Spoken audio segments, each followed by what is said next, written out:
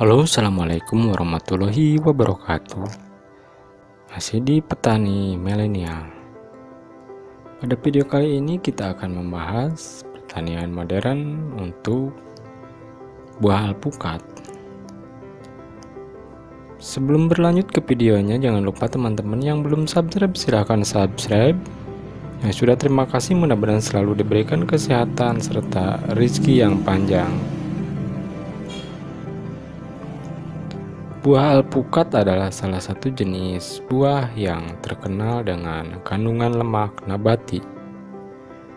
Terdapat 77% kalori pada alpukat berasal dari lemak. Di Indonesia sendiri terdapat banyak alpukat yang beredar. Namun alpukat yang cukup terkenal dan menjadi pilihan beberapa konsumen di dunia adalah alpukat varietas khas.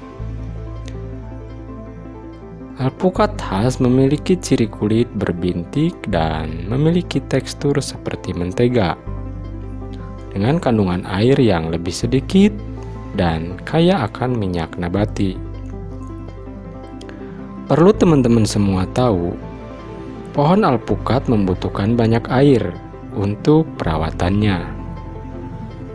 Dalam perhitungan, untuk 1 hektar ladang alpukat memerlukan 100.000 liter air per hari, sehingga tidak akan mencukupi jika hanya mengandalkan ketersediaan air tanah.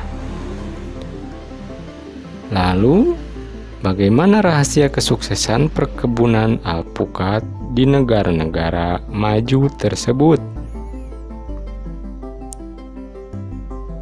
Pada video kali ini kita akan mengunjungi perkebunan modern di negara-negara seperti Australia.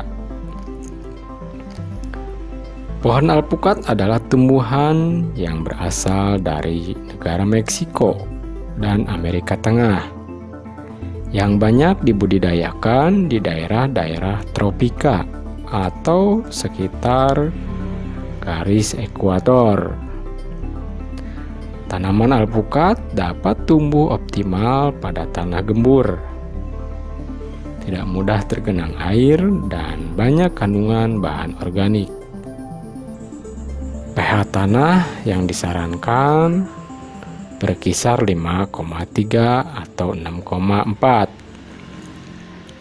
Pada umumnya, tanaman alpukat akan tumbuh subur dengan hasil yang memuaskan pada ketinggian 200 hingga 1000 meter di atas permukaan laut.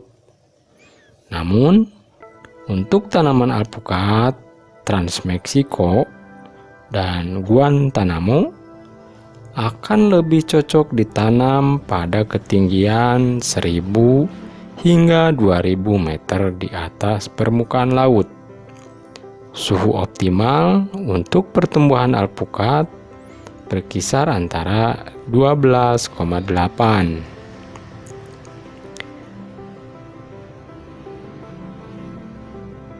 Di Afrika Selatan, pertanian alpukat diproduksi di daerah pedesaan di Provinsi Western Cape, sebuah industri perkebunan yang berkembang dan menguntungkan perekonomian masyarakat pedesaan di sana.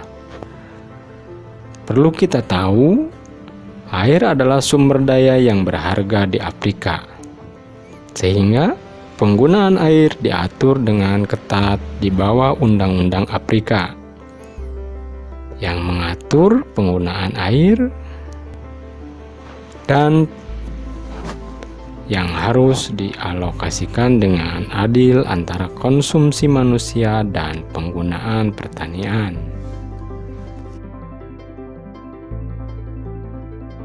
Hal ini mendorong perkebunan alpukat di sana untuk memiliki embung yang cukup luas untuk menampung air hujan dan juga air dari aliran sungai. Embung pertanian bertujuan untuk menyediakan cadangan air untuk mengantisipasi kekeringan di musim kemarau. dan juga berfungsi mengatasi genangan yang tidak terkendali di musim hujan. Untuk menentukan hasil penggunaan air dalam pertanian, ditambah pengaplikasian sistem irigasi yang berteknologi tinggi yang memastikan penggunaan air yang efisien, alpukat di sana digunakan dengan sistem monitoring dengan pemasangan sensor yang memantau kelembaban tanah dan parameter lainnya. Hal ini berarti lebih sedikit pemborosan dan menanam alpukat dengan penggunaan air yang paling minim. Alpukat di negara tersebut juga diaudit setiap tahun oleh auditor independen sesuai dengan standar seperti kesenjangan global dan metode praktik lainnya yang diakui secara internasional.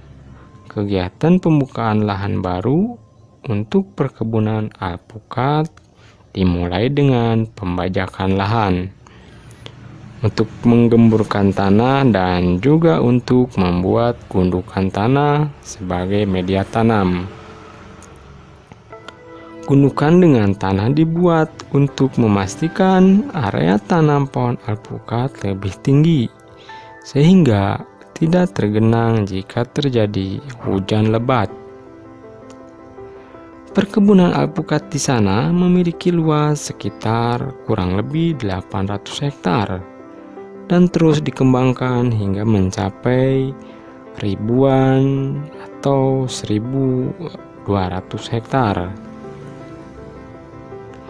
Beralih ke bagian pembibitan, para pekerja merawat dan membesarkan bibit alpukat di sebuah ruangan, di mana intensitas cahaya dibatasi dengan pemasangan paranet di setiap atap dan sisi ruangan.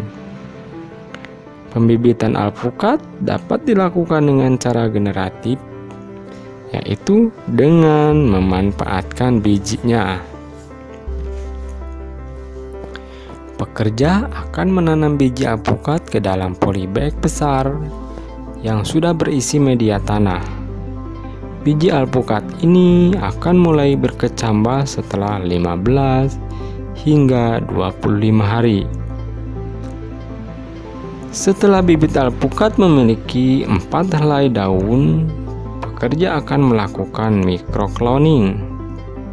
Pada dasarnya, metode microcloning menyerupai dengan okulasi, hanya saja dilakukan pada umur yang lebih muda, sebelum batang bibit tersebut mengeras dan dengan sempurna.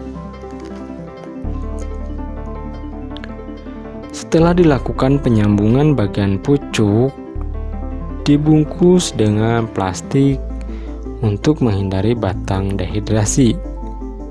Plastik ini akan dilepas ketika batang sudah memunculkan pucuk daun.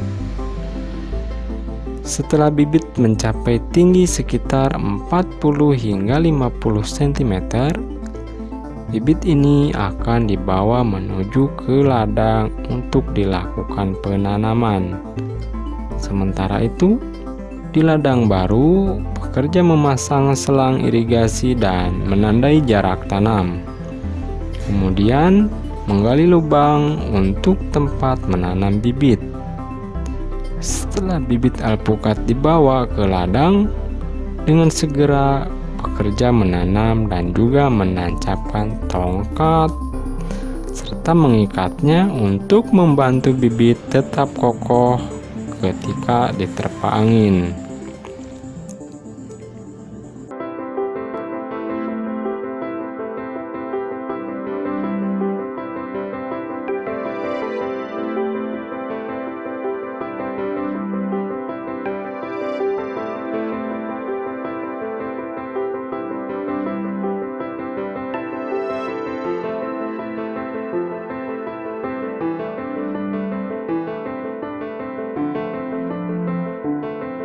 Untuk musim panen alpukat, pada musim panen alpukat, pekerja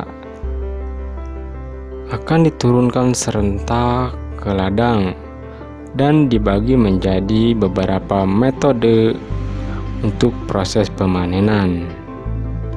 Buah alpukat sangat rentan dengan memar dan kerusakan. Setelah keranjang-keranjang ini dipenuhi, selanjutnya buah alpukat akan dibawa menuju ke pabrik.